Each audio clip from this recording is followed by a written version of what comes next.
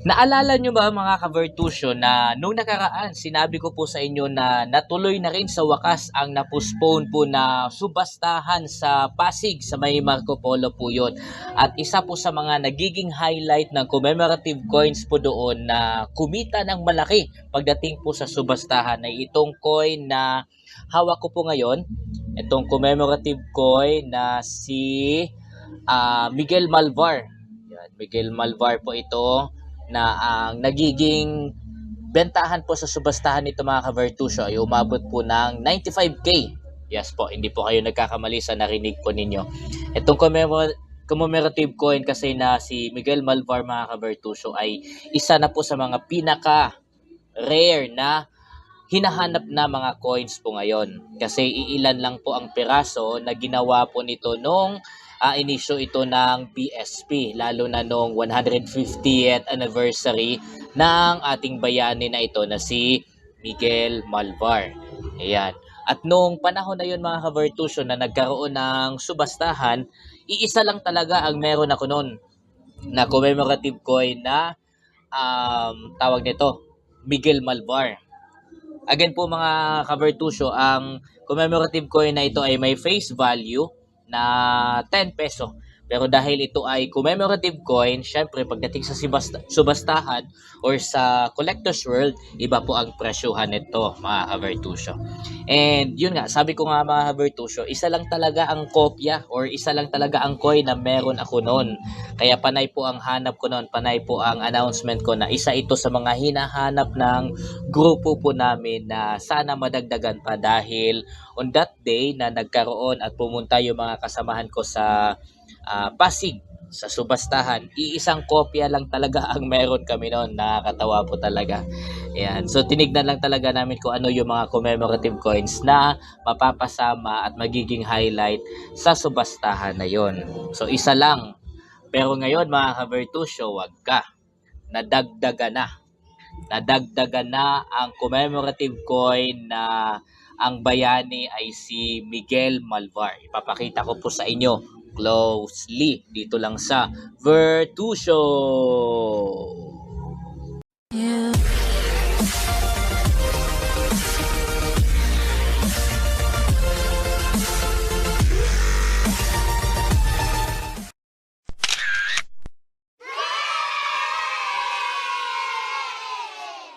Again mga ka-Vertusio, ipapakita ko po sa inyo closely yung commemorative coin na sinabi ko po sa inyo na isa sa nagiging highlight sa natuloy na subastahan sa Pasig po mga ka-Vertusio. Again, ito po ay commemorative coin na ang bida po natin dito ay si Miguel Malvar, si General Miguel Malvar. Ang commemorative coin na ito ay inisyo po sa atin ng BSP at sa pagkakarinig ko mga ka-Vertusio, 200 pieces lang po ang ginawa ng BSP nung inirelease po ang commemorative coin na ito. Kaya isa po ito sa pinaka-rare na hinahanap ng mga collector po ngayon. Again, ang commemorative coin na ito ay may face value na 10 peso. Tapos in honor po ito sa ika-150th taon, the birth anniversary ng ating bayani na si Miguel Malvar. Ayan. So ito po yon si Miguel Malvar. Ayan. Tapos ito ay may logo ng Bangko Sentral ng Pilipinas dito mga ka-Vertusio. Tapos kitang-kita po natin ito sa may likod ang 150th taon, kung ilang taon na rin ang ating bayani dito na si Miguel Malvar. Tapos sa harap po, ang harap po nito mga ka-Vertusio ay yung mukha po mismo ni General Malvar. Tapos yung tawag po nito, yung face value ng coin po na ito. Kung ibili po natin ito na mga kailangan po natin, ang face value po talaga nito mga ka-Vertusio ay 10 piso lang. 10 piso lang. Pero sa mga nakakaalam ng value po nito sa collector's world, lalo na sa subastahan, mag-iiba na po ang kwento po nun. Okay, kasi hindi lang 10 peso ang value po nito. As I said po mga ka-Vertusio, sa mga previous video na meron din ako dito. Ang coin na ito ay umabot po ng 95,000. 95,000 po ang inabot po nito sa subastahan. Okay po, yun po ang nagiging halaga ng commemorative coin na ito.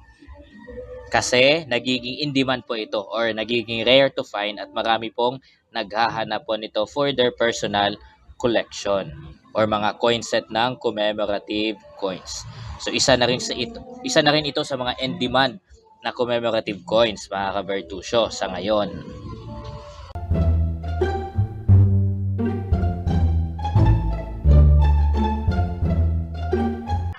Alright, so iyayabang ko lang sa inyo mga ka-Bertusyo kung ilan na po ang naipon ko na commemorative coin na ang bayani po ay si Miguel Malvar. Kasi as I told you kanina, nung pumunta nga ang mga kasamahan ko sa subastahan, iisang kopya lang talaga or isang coin lang talaga ang hawak po namin pertaining dito sa ating bayani na si Miguel Malvar. But today, we are able or I myself is able to collect ng more than one pa. More than 2 pa mga ka-Bertusyo na commemorative coin patungkol dito sa ating bayani na si Miguel Malvar. So, pera-pera na naman to mga ka-Bertusyo. Pero ito ay for collection lang po muna. For collection lang po muna. Maghihintay pa tayo ng subastahan na mas mataas pa ang kikitain natin. Lalo na kung magiging highlight ulit itong commemorative coin na ito na si Miguel Malvar. Alright mga ka-Bertusyo, try ko lang i-flex po sa inyo yung naipon ko po na commemorative coin in honor sa ating bayani na si Miguel Malvar, General Miguel Malvar. Yan. Kung sa nakikita nyo po mga ka-Bertusyo, may 3 na po ako. Yan. 3 na po ang aking naipon na commemorative coin in honor sa 150th birth anniversary ng ating bayani na si General Miguel Malvar. So, ito po yung dinala ng mga kasamahan ko po nung subastahan. Hindi po nila ito sinama kasi, or binenta kasi nga isa lang talaga ang meron kami noon. So, ang daming beses na po kasing naghanap ang grupo po namin, willing pong bumili ng gantong klase ng coin talaga para naman makaipon kami. During that time, iisa lang po talaga at wala nang iba. Kaya hindi po namin ito sinacrifice for the sake of pagbebenta dahil nga wala kami. But for now, may 3 na kami collected. Yan. Etong dalawa ay malinis na po yan. Ready na po yan sa subastahan. Etong isa naman na bagong bili lang. Bagong procure pa natin ito mga ka-Bertusyo. Ito ay kailangan pang linisin. Linisin po natin ito para maibalik po natin yung quality ng coin. Ayan. Fortunately, wala pong gasgas ang coin na ito. Wala din siyang tampered. So, ang meron lang talaga nito, siguro nalagyan ito ng oil. Kaya medyo ang itsura po niya ay may mga may madumi. Gagamitan lang po natin dito mga ka-Bertusyo ng ng metal polish. Yun po ang ginagamit ko kasi. May mga iba na nagsabi na wag daw gumamit ng any na panglinis. Pero sa akin kasi, I want na maibalik po ang quality ng coin, yung kinang po niya. Wala naman pong magagasgas doon or masisira sa coin. Kaya yun ang ginagamit kong panlinis. Ayan. So ito ay lilinisin ko lang. Tapos ilagay po natin dito sa coin holder. At magiging 3 na po ang aking commemorative coin na Miguel Malvar. At ito ay willing na natin ibenta ito kapag magkaroon ulit ng subastahan. Kung saan man yan, stay tuned na lang mga ka-Bertusyo. Sa lahat po sa inyo mga ka-Bertusyo na may hawak po ng commemorative na coin katulad po nito na Miguel Malvar, ito po ang isang interesting fact. Nung nagsimula po ang highlight nitong commemorative coin na ito po ay sinimula ng 30,000. Naging 30,000 po ang simulang bid po nito. At natapos po siya sa 95,000 sa kung sino man ang nakabili ng commemorative coin na yun na sobrang ginang pa, sobrang bago pa talaga. Fortunately, Congratulations para sa'yo. Ngayon mga ka-Vertusio, kapag magkakaroon po ulit ng subastahan at isa po ulit ang commemorative coin na ito sa magiging highlight ng subastahan, kung ano po yung na-reach niya last time na nagiging bentahan. For example, 95K ang nagiging bentahan po niya nung nakaraan. Yun na po ang magiging starting bid sa next na subastahan. Okay po. So kunwari ito, commemorative coin na Malvar. Dahil nabenta ito ng 95K noong nakaraang subastahan, sa next na subastahan na ito ulit ang magiging highlight or mapasama ito sa highlight doon, ang magiging start na bidding na po nito ay 95,000 na pataas. Kasi yun yung nagiging last na presyo niya sa nakaraang subastahan.